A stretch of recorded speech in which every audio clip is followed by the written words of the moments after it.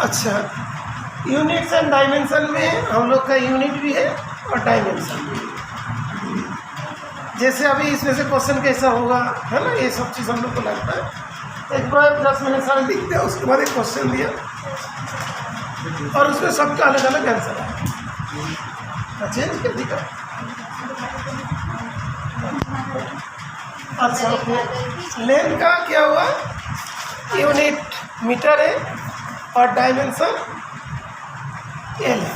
हाँ, टाइम का सेकेंड है, उसका डायमेंशन टी है, तो जानती हो सभी, है ना। कभी कोई मोबाइल से भी देखते थे, ये वाला चैप्टर बहुत अच्छे से कर लेते हैं। टेम्परेचर का केल्विन होता है, कैसे डिनोट करते हैं, डायमेंशन भी कैसे डिनोट करता है। इलेक्ट्रिक करंट है और उसको एसी डिनोट करते हैं। स्पीड का मीटर पर सेकेंड है और LT-1 से करते हैं। एक्सीलरेशन मीटर पर सेकेंड स्क्वायर LT-2 है। फोर्स केजी मीटर पर सेकेंड स्क्वायर, उसमें MLT-2 है। ये तो हो गया। इसके बाद वर्क होता है, work done force into displacement, तो MLT-2 इंटू L, तो ML/T-2, ये भी समझ में आ गया। और जो work done upon time ML/T-2/T, ये आ गया। Momentum mass into velocity ML/T-2 आ गया। एक्सीलरेशन क्या होता है, displacement velocity upon time. Velocity का क्या है, LT-2। और डेंसिटी जो mass upon volume ML3, L⁻⁻3। तो इसको स्क्वायर ब्रैकेट के अंदर लिखते हैं और जहाँ पे वो क्वांटिटी नहीं है उसके ऊपर 0 लिख देते हैं। प्रेशर का फोर्स अपॉन एरिया, इसको भी आगे मतलब मास लेंथ और टाइम में ही मतलब करना, वो भी सिखाएंगे, आगे का भी सिखाएंगे। अभी इसके बाद ये है, मैंने क्वेश्चन दिया जिसमें देखो सभी एक साथ आ जाते हैं। एमसीक्यू होती है, कॉम्पिटिटिव एग्जाम होते हैं, कोई भी चीज़ पढ़ो उसको मिक्स करके देते हैं। जैसे हमने बोला वर्क डन का डायमेंशन और एक्सीलरेशन का डायमेंशन, पावर का डायमेंशन, मोमेंटम का डायमेंशन लिखा और उसका वैल्यूज आया m⁴x, l⁴y, t⁴z। x + y + z का वैल्यू क्या है, सबका अलग अलग आंसर है। ठीक है ना। अभी देखते हैं कितने बच्चे का आंसर करेक्ट है। एक बच्चे ने तो करेक्ट आंसर करके भी रॉन्ग कर दिया। ठीक है। अच्छा, वर्क डन यहाँ पे दिखाई दे रहा है ml² T-2 और एक्सीलरेशन का जो है LT-2 डिवाइडेड बाय पावर का जो है ML² है T-3 और मोमेंटम जो मास इनटू वेलोसिटी है ML T-1 हो जाएगा ना। इसमें कुछ काट जाएगा, MM कैंसिल हो गया, L² चला गया, इधर पे एक M बच गया, यहाँ पे L से L काट दिया। ठीक है, जो डायरेक्ट काट देगा उसको काट दीजिए। M⁻⁻1 हो रहा है, L तो यहाँ पे कुछ भी नहीं है, L तो काट ही गया, L की पावर 0 है, T की पावर जो है -2 -4 और यहाँ पे +4, -3 -1 था तो -4 ऊपर जाके +4, तो क्या हो गया M-1 L0 T0, x का वैल्यू -1, y का वैल्यू 0, z का value 0, x + y + z = -1 0 + 0, that will be -1। क्या चीज़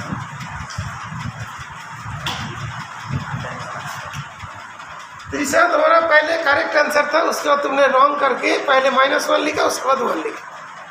ठीक है ना। अच्छा, पहले अटेम्प्ट में -1 इसका है, फर्स्ट तुम्हारा आया था ना -1।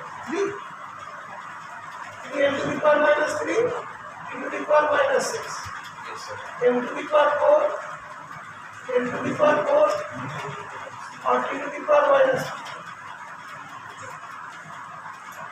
2 m to the power 2 m to the power 4 t to the power minus 6 m is t minus 2. Yes, sir. अब देखते हैं कि 3 plus 4 7 7 minus 2 5 5 minus 1 4 m to the power 4 है Yes, sir. m to the power 4 है ना हाँ. l के power -3 अच्छा ये वाला काट ही जाएगा Yes, sir. तो ये जो काट जाता है तो काट ही देते हैं होता है l to the power -3 और यहाँ पे l है ना बेटा Yes, sir. l to the power -4 l to the power -3 और यहाँ पे l था l ऊपर जाएगा तो -1 क्या होगा l to the power -4 ठीक है पावर -6 वाला कैंसिल हो गया -4 plus 2 -4 plus 2 that is -2 so x equals to 4 y equals to 4 and 6 or t equal to -2 x plus y plus z equal to 4 minus 4 minus 2 that will be -2 sir मैंने dimension के answer से याद रखा. जो भी है sir मतलब ऐसे नहीं कर सकता. ऐसे नीचे एल है तो ये एल कट गया तो एल की पावर 2 आ गया. तो ऐसा करने से सर पेशेंट की पावर पावर स्ट्राइक इससे मतलब स्ट्राइक को टी से काटते तो हमारा आएगा. इसे नहीं किस हो जाएगा इसकी सिद्धि कर सकते हैं। दोनों डायमेंशन बड़ा बड़ा होगा तभी तो काट पाओगे ठीक है सर सर जैसे ये एल बचा है हमारा जो वाला, तो एक एल से एल नहीं कट सकता. कौन नहीं बच सकता मतलब सर ये वाला एल है इससे ये वाला एल नहीं कट सकता. -3 है और -1 का ये वाला 1 है तो 10 का -4 हो जाएगा काट दिया हमने. नहीं काटोगे ओके तो मतलब जो मतलब कभी क्वेश्चन आता है उसको थोड़ा ध्यान देंगे डिपेंड इस हमने भी दिया right dimension of universal cavitation constant इसके लिए तुम्हें फॉर्मूला याद रखना पड़ेगा क्या फॉर्मूला होता था F equal to G M1 M2 upon R ये सारे फॉर्मूला से तुम्हारा आएगा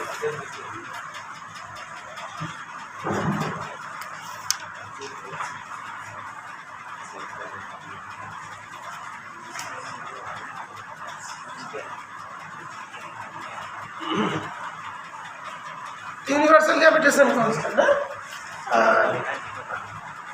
तो इसमें जी निकालना है g cos two a part square upon M1 M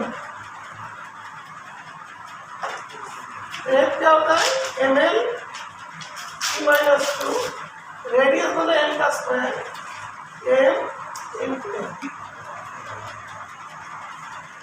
तो इसका डायमेंशन ये वाला कैंसिल हो जाएगा m to the power -1 l to the power 3 t e to the power minus 2, है ना?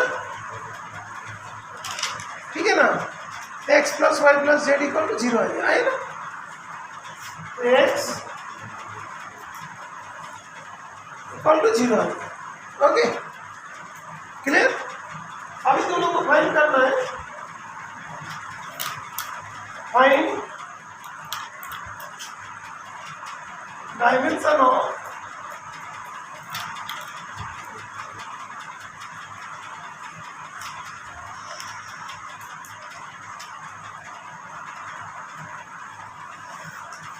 रेजिस्टेंस,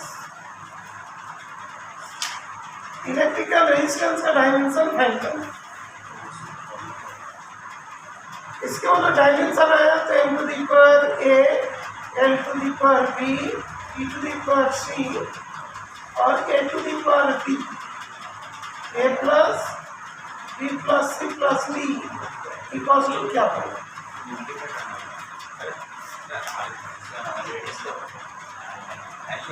हाँ, रेडियस तो मीटर होगा, सेंटीमीटर होगा, ऐसा ठीक है। रेजिस्टेंस के डायमेंशन पे फाइंड करना,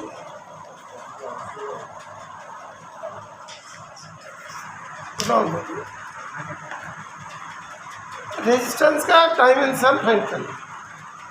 मैं अभी फाइंड कर दूं और तुम लोग कोशिश करोगे, कोशिश करें, उसके बाद हम फिर पता था बेटा। ये वाला जो क्वेश्चन था, find the dimension of resistance, इसका डायमेंशन फाइंड करना, ओके। रेजिस्टेंस हम लोग जानते हैं v इक्वल्स टू आर होता था, r equals to v by R. v क्या होता है? v equals to w upon q। q क्या होता है? चार्ज होता है ना।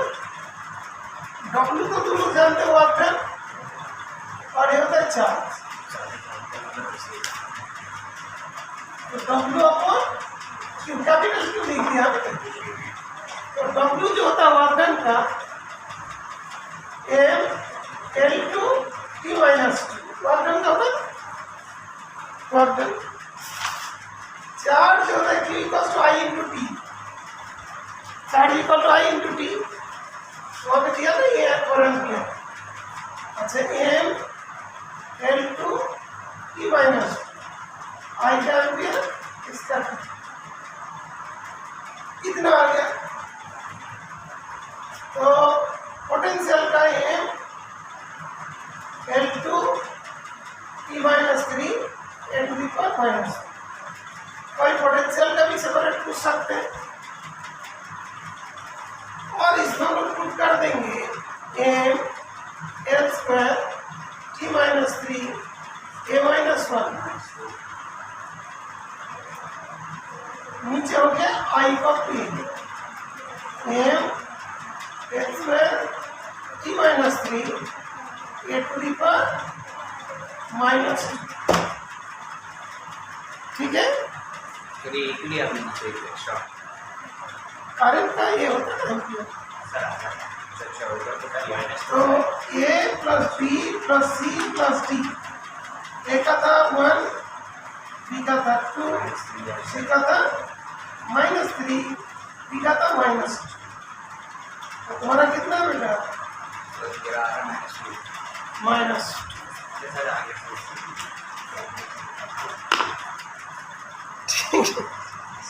कैपिटल सन वाले का कितना है था टोटल? 0 ना। एक क्वेश्चन अच्छा लगा? किस किस का अच्छा लग रहा है? अच्छा, उसको सभी को अच्छा लगा। त्रिशा कैसे लग रहा है बेटा? त्रिशा, श्रेया, टॉपिक अच्छा लग रहा है कि नहीं? और बोर हो रहे हो? बताइए बेटा, यही लास्ट क्वेश्चन था। अच्छा श्रेया, यही वाला लास्ट था अभी। अच्छा ठीक है, अच्छा है, ओके ठीक। अच्छा उसमें भी सेम आएगा, देख लो बेटा। इसके लिए ये वाला फॉर्मूला यूज करोगे, H equals to I square. H तो जानते हो हीट होता है, वर्क डन के बराबर है। हीट तो वर्क डन होता है ना बेटा। वर्क डन का ml स्क्वायर t माइनस 2 है ना बेटा। हीट एनर्जी सबका सेम होता है, ठीक है बेटा। आई मतलब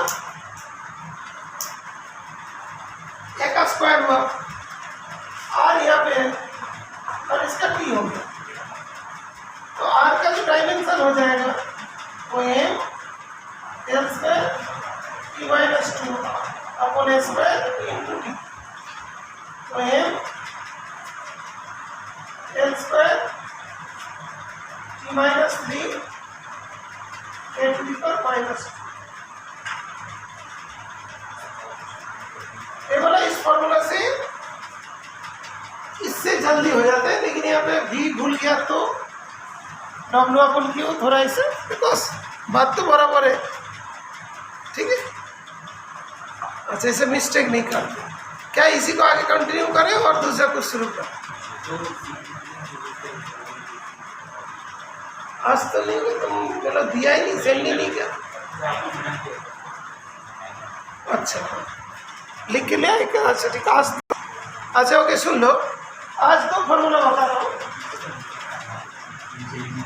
surface tension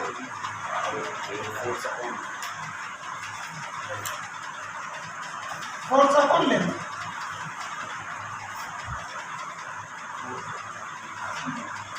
force upon length surface tension होते हैं। तो सरफेस टेंशन का डायमेंशन क्या होगा? M to the power x M to the power y x plus कितना है? माइनस टू, ठीक है ना, क्लियर। इसका वैल्यू कितना है? Minus to, okay. तो इसकी पावर का जो वैल्यूज है वो कितना है? सम कितना हो रहा है? Minus two. तो force upon length surface tension,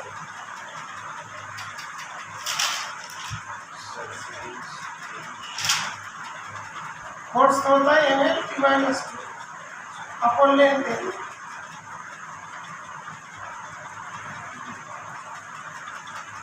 force M L T minus two है ना, और लेंथ तुम्हारा एल है, काट के फोर्स क्या है और लेंथ क्या है, कट चुका है ना, तो माइनस टू और माइनस वन है।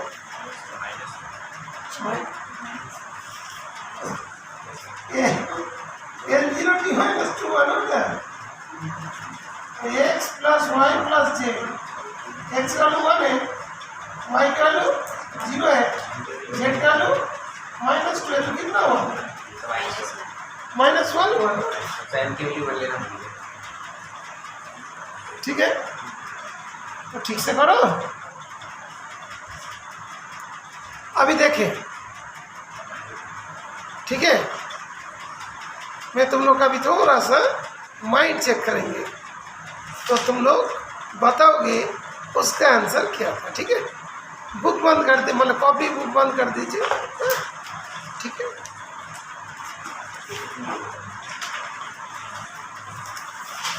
Okay clear.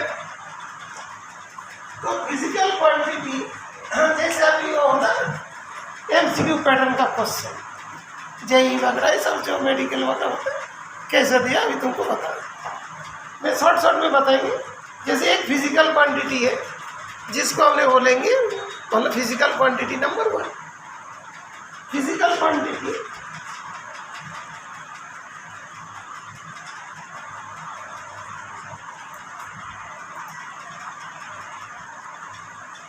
Quantity number one, इसका डायमेंशन है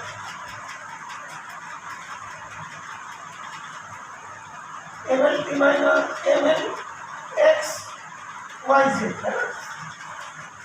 है x plus Y plus Z equal to minus. Another physical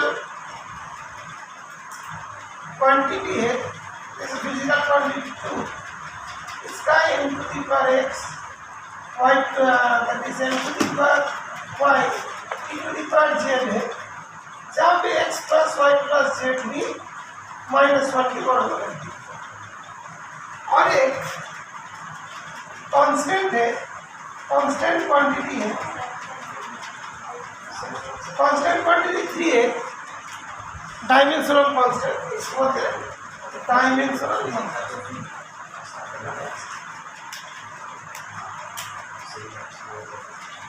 इसको क्वांटिटी 3 बोल दिया।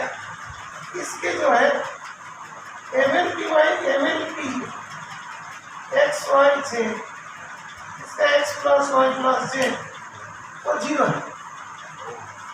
अभी ऑप्शन होगा ए, ऑप्शन होगा बी, ऑप्शन होगा सी, ऑप्शन होगा डी। ठीक है, तीनों क्वांटिटीज ये हो सकता है, ये हो सकता है, ये हो सकता है, ये हो सकता है, दे दे। अभी तुमको टिक लगाना पड़ेगा। तो सर क्या हो सकता है? जैसे 3 क्वांटिटी दे दिया, अभी तीनों क्वांटिटी का नाम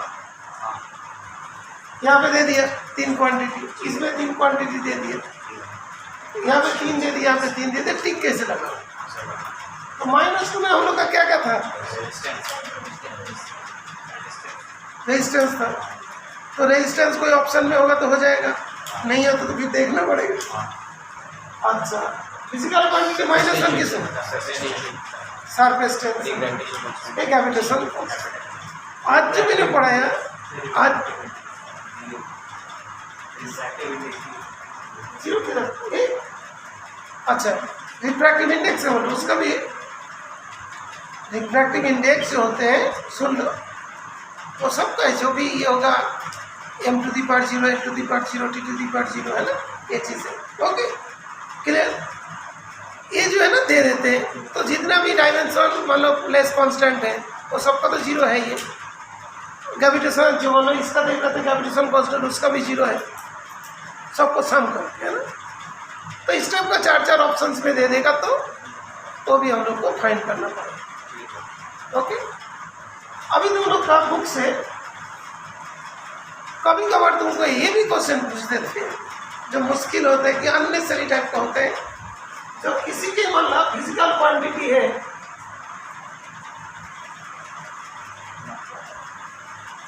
जिसका डायमेंशन t-2 सॉरी t है, जिसमें x y z दिया है, और x ≠ 0, y ≠ 0, z भी ≠ 0 है, कोई 0 के बराबर नहीं है। और x plus Y plus z ये आ रहा है तुम्हारा -2 है। Okay, can you tell that is?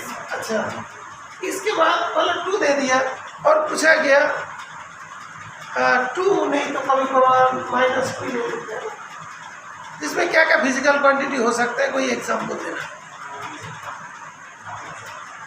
x plus Y plus Z equal to -2 है, तो उसमें कोई फिजिकल क्वांटिटी हो सकता है कि नहीं?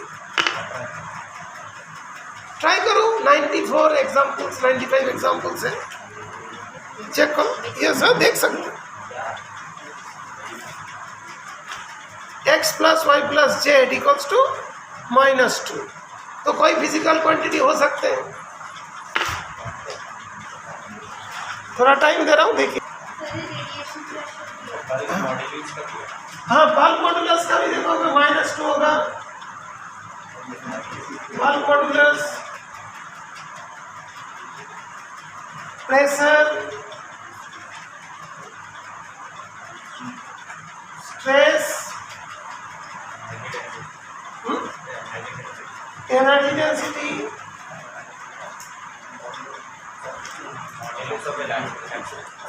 हाँ वही बल्क मॉड्यूलस हो, एंगुलर एक्सेलरेशन,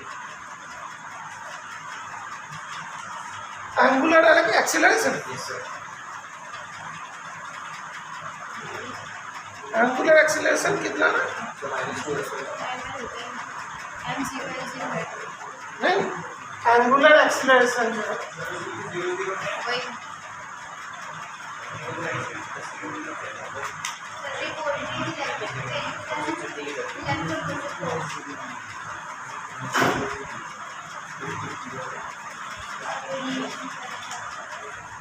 ठीक है, बहुत सारे क्वांटिटी होगा जिसका ऐसा होगा। ठीक है बेटा, तो अभी आजकल का जो पैटर्न है बेटा, क्वेश्चन जिस तरीका से आ रहा है, book remain same, answer book से ही आएगा, लेकिन क्वेश्चन का पैटर्न बहुत चेंज हो जाएगा। ओके, लगातार आते रहते हैं। स्कूल में तो आता ही रहता है, स्कूल में भी, जेई में भी नहीं, मतलब कभी आ गया, कभी ऐसा आ गया, कभी इससे भी डिफिकल्ट हुआ, कभी समझ में नहीं क्या पूछा। ओके, तो इस तरीक़े से बहुत अच्छे से ध्यान रखना पड़ता है। ओके, तो नॉर्मल में देखो तुम लोग ये वाला बोल सकते थे, लेकिन पहले तुम लोग ना कर दिया। प्रेशर को तो बोल सकते, प्रेशर का डायमेंशन हमने बताया था ना, प्रेशर का डायमेंशन हमने बताया था, उसको तो ध्यान रखना है कि इसका है हो गया, और एक फिजिकल क्वांटिटी बताओ, प्रेशर हो गया। प्रेशर होगा तो आउट ऑफ सिलेबस नहीं होगा ना, लेकिन ये सब चीज़ तुम्हारा अभी तुम नहीं जानो, प्रेशर को तो बोलना चाहिए था। तो एक बार हम चेक कर लेते, फोर्स का टोटल कितनी है, फोर्स का टोटल 0, फोर्स का 0, वर्क डन का सम, सबका देख लेंगे, जो नॉन क्वांटिटी है उसका सम को देख।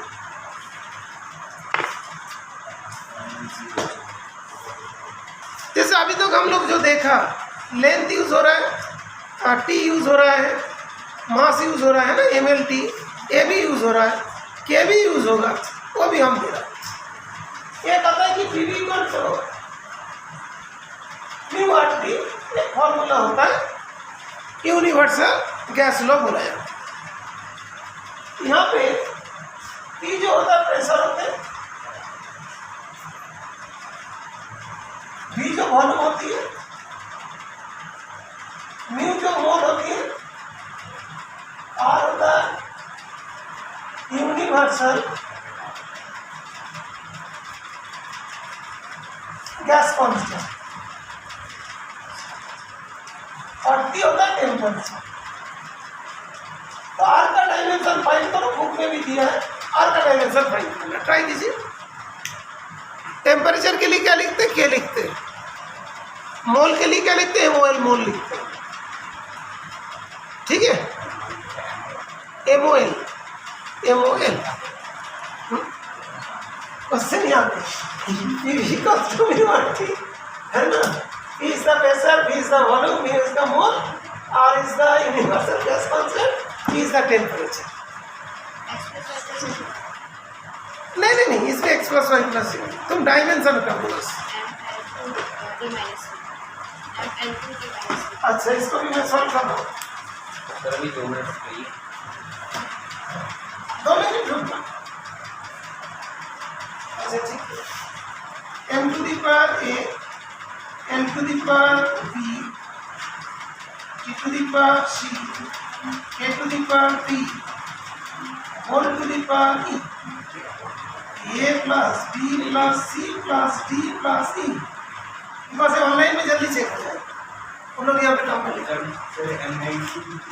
नहीं, ऐड करके बताओ बस। m to the power a, n to the power b, t to the power c, k to the power t, whole to the power e।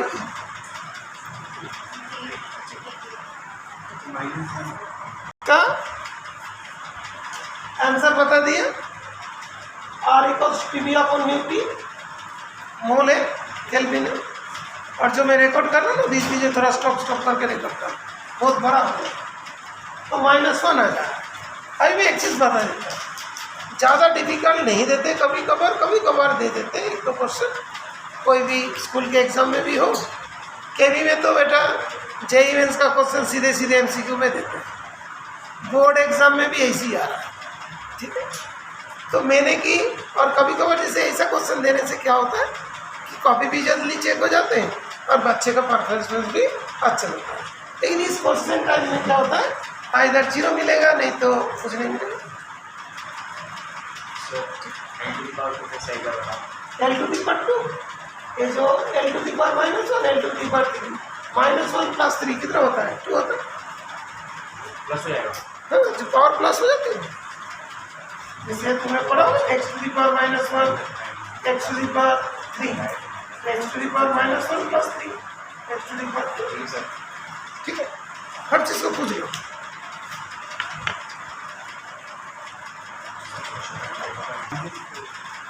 -40 ऐसा कोई फिजिकल क्वांटिटी है?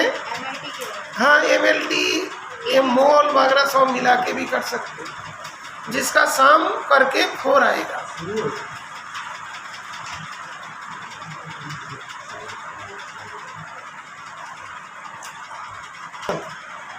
तभी हमको बेटा सुन लो, सम 1 बोला तो सिर्फ में लेंथ लिख दूँ तो 1 हो जाएगा, एरिया लिख दूँ तो 2 हो जाएगा, वॉल्यूम लिख दूँ तो 3 हो जाएगा।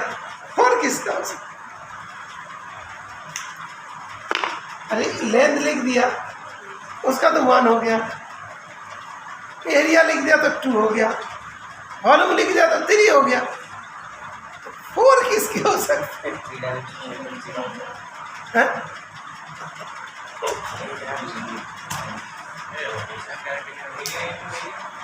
एरिया इंटू एरिया क्या चीज होती है?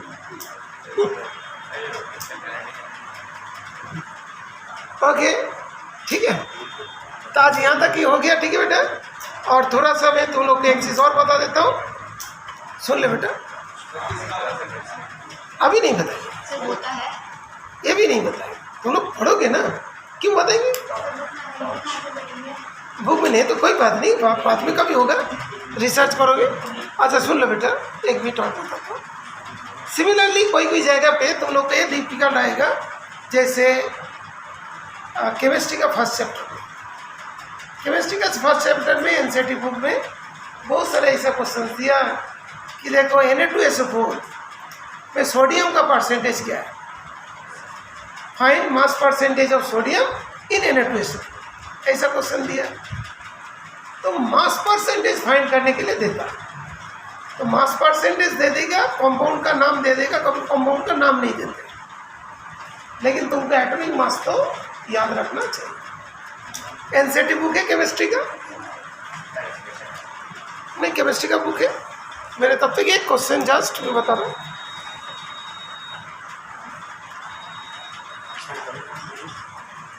सब किया एटॉमिक मास पर सब किया, ये देखो। हाँ, यहाँ भी मिल गया question number 2 1.2, calculate the mass percentage of different element present in sodium sulphate. Sodium sulphate में जो डिफरेंट एलिमेंट प्रेजेंट है उसका मास परसेंटेज निकालना है। नॉर्मली स्कूल में आता है Na2SO4 में सोडियम का मास परसेंटेज कितनी।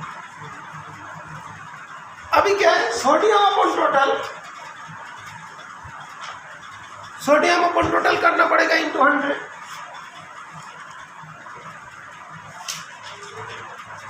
सोडियम का क्या होता है, ये जो है 23 इंटू 2, और यहाँ पे 23 इंटू 2 प्लस सल्फर का 32। अच्छा मैं अच्छा से ठीक से ढंग से लिखूँ, एक मिनट बेटा इधर लिख रहा हूँ, थोड़ा सा मैं जल्दी करता हूँ इसमें, होमवर्क देना है तो इसलिए। Na2SO4, यहाँ में सोडियम 2 एटम है, सल्फर का 1 एटम है, ऑक्सीजन का 4। तो सोडियम का कितना होगा 2 इंटू 23, और इसका 2 into 23 plus sulphur 32 plus 60 into 4 into 100 percentage of sodium. हाँ, मोलर मास कितना होगा ना, सोडियम का मास तो 46 होगा उसके अंदर, ठीक है, इतना तो सोडियम है, तो 46 अपन टोटल इंटू 100 तो भी आएगा। तो इसके लिए मेन इंपॉर्टेंट चीज़ क्या है बेटा, बताइए, होमवर्क क्या देंगे हम, बोलो। मोलर मास कितना होता है, सोडियम का 2 इंटू 23, सल्फर का 32, इसका हो गया 4 इंटू 60, इसका हो गया 46, इसका हो गया 32, और इसका हो गया 60, है ना। तो 4 6 10 12 1 6 3 9 9 4 13 142 है क्या? उसमें सोडियम कितना 46 है ना, 46 अपॉन 142 सोडियम का मास परसेंट। ऐसा तो सबका देते हैं। इसमें सबसे इम्पोर्टेंट चीज़ क्या है बेटा बताओ? सॉल्व करना। सबसे डिफिकल्ट चीज़ होता है ये सबसे आदमी मास याद रखना पड़ेगा। कल तुम लोग जितने भी एलिमेंट्स तुम लोग का नोन है उसका एटॉमिक मास याद करके आओगे। इस आयरन का कितना होगा 56, जिंक का 68, हाँ वो तो याद करना। दीदी से 68, कोबाल्ट का 59, जिंक का 68, जिंक 67.3 है ना, कॉपर का 63.5, आयरन हो गया, जिंक हो गया, कॉपर जितना भी कॉपर हो गया, आयरन हो गया, जिंक हो गया, लेड का पीवी का कितना बेटा? लेड का एटॉमिक मास कितना होता है? देखो देख के बताओ। एटॉमिक मास बुक के पीछे लिखा है सर। कोई बात नहीं, भूख नहीं तो कोई मुश्किल।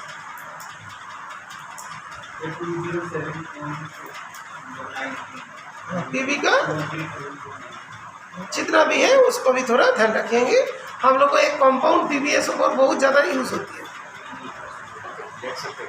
बेटा। जितना पढ़ा है कोई कंफ्यूज तो नहीं हुआ, किसी का कोई टेंशन तो नहीं हुआ बेटा। जैसा क्वेश्चन आ रहा है इसलिए हमने बता रहा, ये तुम्हारा रियलिटी है और उस टाइम तक पहुंच रहे हैं। बहुत टाइम है तुम्हारे पास, धीरे धीरे धीरे धीरे करोगे। जैसे देखो सारे एटॉमिक मास, जैसे लेड का कितना 207, लेड का कितना 207, लेड क्या होता है पीवी होता है। हाँ बेटा लेड होता है पीवी, उसका कितना 207, 207 ठीक है। और एच का कितना होता है? मरकरी का बताओ 200। मरकरी का क्या नहीं है, 2 2 1 1 है तो 2 हो गया और इसमें 2 0 है, 200। लेट जो है ना पीवी है, इससे जल्दी याद हो जाए। पीवी बी फॉर 2 है, बी फॉर 2 है और इसका ये 0 है और इसके इधर 7। ऐसा कभी कभी ऐसा ही लिखते हैं ना पी, कोई भी बच्चे देखना पी ऐसे भी लिखता है ना पी, ऐसा ही पी लिखता है। ओके तो पी भी 2 हो गया, इसका 0 हो गया, इसका 7 हो गया, तो 0। आयरन, आयरन का कितना है पी 56। कैसे ध्यान रखोगे? ये बना के क्या होता है 5 और ये कितना होता है 6। एपी है ना, ये मतलब ABCD 5 और इसका हो गया 6। तो जिंक का एटॉमिक नंबर क्या है? Atomic mass sir number zinc का एटॉमिक देख।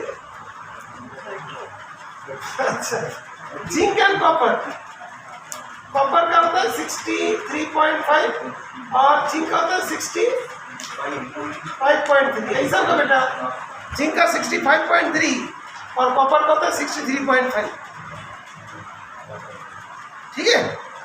अच्छा आज का टाइम हो गया, ठीक है बेटा। कोई भी जगह पे कोई बच्चे को कोई जगह टेंशन होगा जरूर मेरे को मैसेज करना, मैं उस तरीक़ा से नहीं पढ़ाऊँगा, पढ़ाने का तरीका चेंज कर दूँगा। आज फिजिक्स केमिस्ट्री का क्लास था, इसीलिए मैंने जो फर्स्ट चैप्टर में जो डिफ़िकल्ट अराइज होती है उसको मैं बता रहा। ओके बेटा, सारे चीज़ याद हो जाएंगे। कोई भी बच्चे रिक्वेस्ट के साथ बता रहा हूँ, टेंशन मत लेना, सारे चीज़ धीरे धीरे याद हो जाएगा। याद करने का तरीका है, एग्ज़ाम के टाइम में सारे चीज़ बता दो। बोर्ड एग्जाम में भी तो देखा ना बेटा, सारे चीज़ होता है, याद हो जाते हैं, कोई टेंशन मत लो। ओके ठीक है, क्लास एंड करता हूँ। कल एटॉमिक मास थोड़ा देख कर ना।